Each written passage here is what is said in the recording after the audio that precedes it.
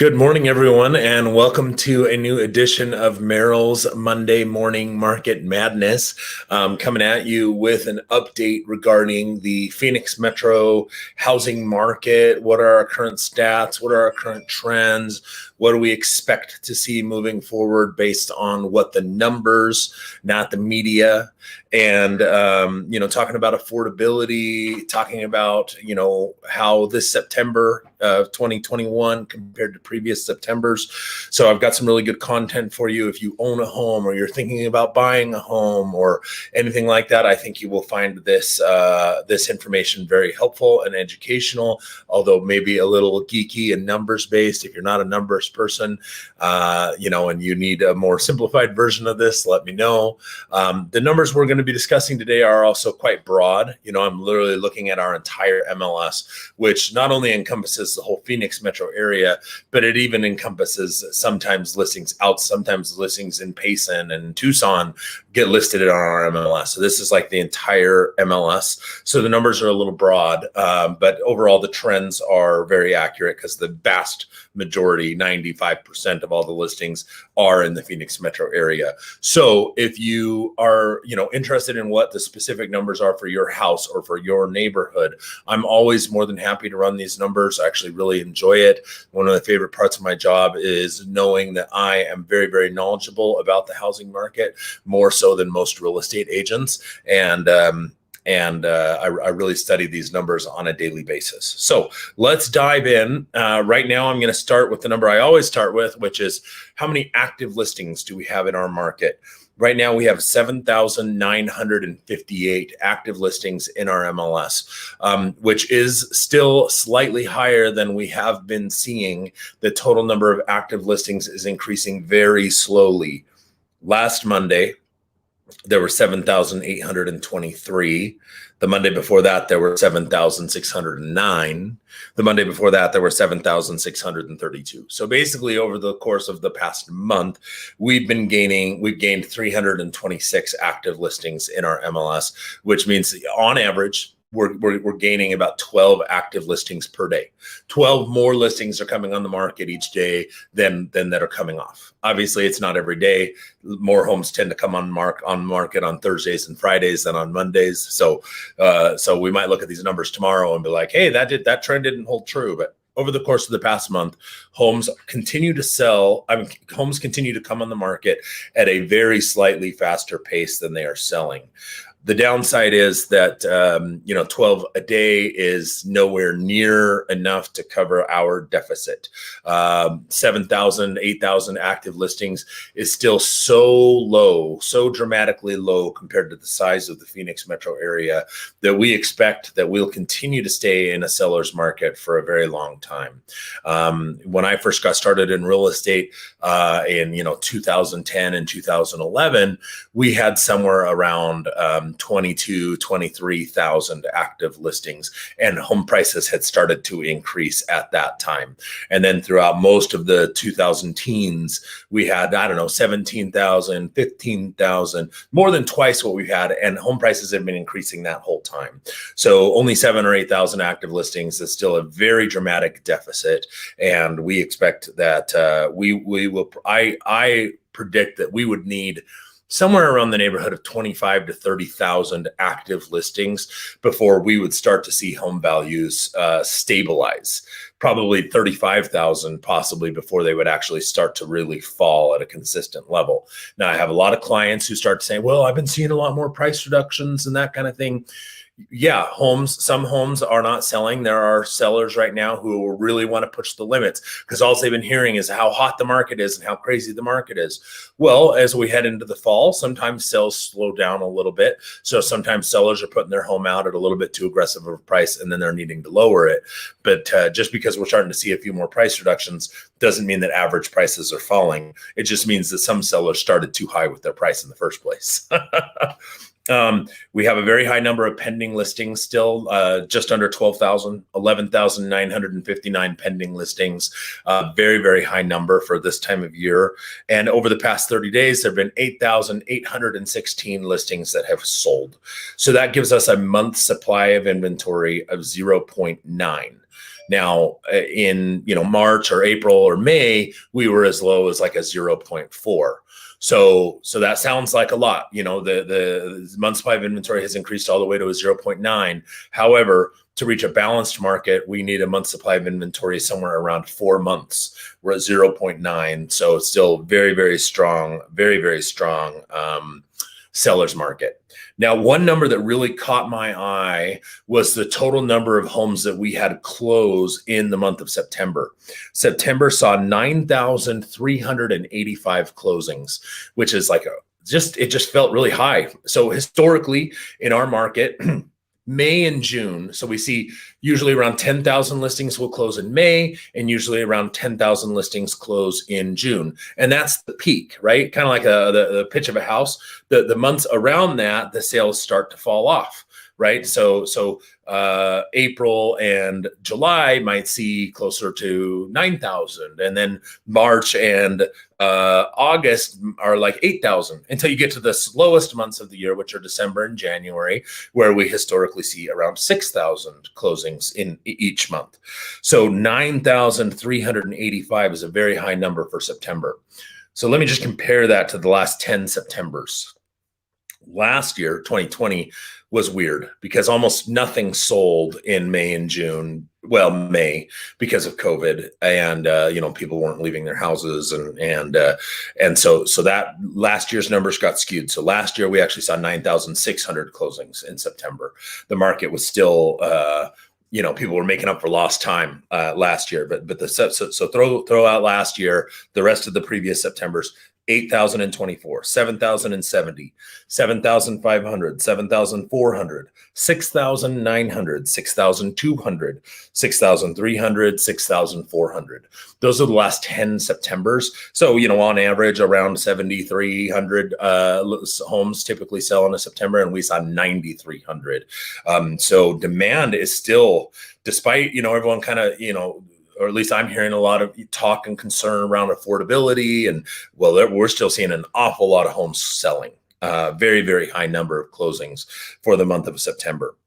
So a few more interesting stats for September. The average price of all the homes that sold in our MLS in the month of September was $490,465. The average price of the homes that sold in September of 2020 was $411,158. So that is an increase of 19% year over year. On average, homes sold for 101% of the list price. So on average, homes are still going slightly above the asking price. If someone lists their home for $300,000, on average, they're getting $303,000. Yes, there are homes that are going below. There are homes that are going for way more than that. It really has a lot more to do with how competitively the listing is priced than it has to do with the sales to list price ratio. I talk to clients all the time, and I say, listen, what it's really about is the comps. Like, forget the list price, right? The list price is irrelevant as far as I'm concerned. What is the house worth compared to what are other similar homes in the area selling for? So if you work with me, that's something that we will work together on, is looking at those comparable sales and deciding what we think is a fair price for the house. Sometimes it's above what people are asking. Sometimes it's below what people are asking. All right. The average days on market for the homes that sold in September was only 29 days. Compare that to 2020, which again, the market in 2020 was absolutely on fire, by the way. The days on market in September of 2020 was 44. So actually right now, homes are selling faster than they were 1 year ago. And then this number really stood out to me as well. The average price per foot of the homes that sold in September. Now, of course, this is, your home could be very dramatically different than this, depending on how big, how small, how nice. This is everything. This is, $7,000 trailers on leased land and multi-million-dollar mansions on acreage. Okay. But the average price per foot of everything, $248.28. The average price per foot of the same, of September of 2020 was $194 a foot. So homes have increased by 48 plus $54 per foot over the past year on average. Now I'm going to go ahead and share my screen with you because there is a couple of things I want to just show you real quickly. Let's see here. Share that. All right. I often like to talk about mortgage rates. This is a public site that you can go on to, freddiemac.com/PMMS, and it takes a look. They update it, I believe, twice a week. Yeah, this was last updated on 10/7. It seems like they updated, I think, on like Tuesdays and Thursdays or Tuesdays and Fridays or something like that. But average rates right now are at 2.99%. If I zoom in on this chart a little bit, you can see we were staying for a very long time at this 2.86, 2.88. We did see a little jump up to 3.01 and a slight dip down to 2.99. I'm looking at the blue line, by the way, which is 30-year fixed rate mortgages. So slight jump, but still pretty similar to where we have been most of the year, right around 3%. If you zoom out on a longer time scale, historically speaking, rates are still at or near extreme all-time lows. So right now rates are, continue to be amazing. Now, I also wanted to show you, this is a really interesting piece of information that I received, and it is projecting what home prices. This is a national report, by the way. I expect that here in Phoenix, we will see even greater increases than this because our market has been a little hotter than the nation as a whole. But this is a kind of a survey of kind of some of the top most important people in the real estate industry. The Mortgage Bankers Association is predicting that in 2022, home prices will increase 8.4%. Okay, Freddie Mac 5.3%, Fannie Mae 5.1%, and the National Association of Realtors, which is notoriously conservative on these forecasts, 3.1%. So the average of all four of their predictions is 5.5%. So if you have been holding out for home prices to suddenly drop, know that a lot of really important big people are saying, no, we're going to see an average increase of 5.5% next year. So that means it based on our current average sales price of $490,000.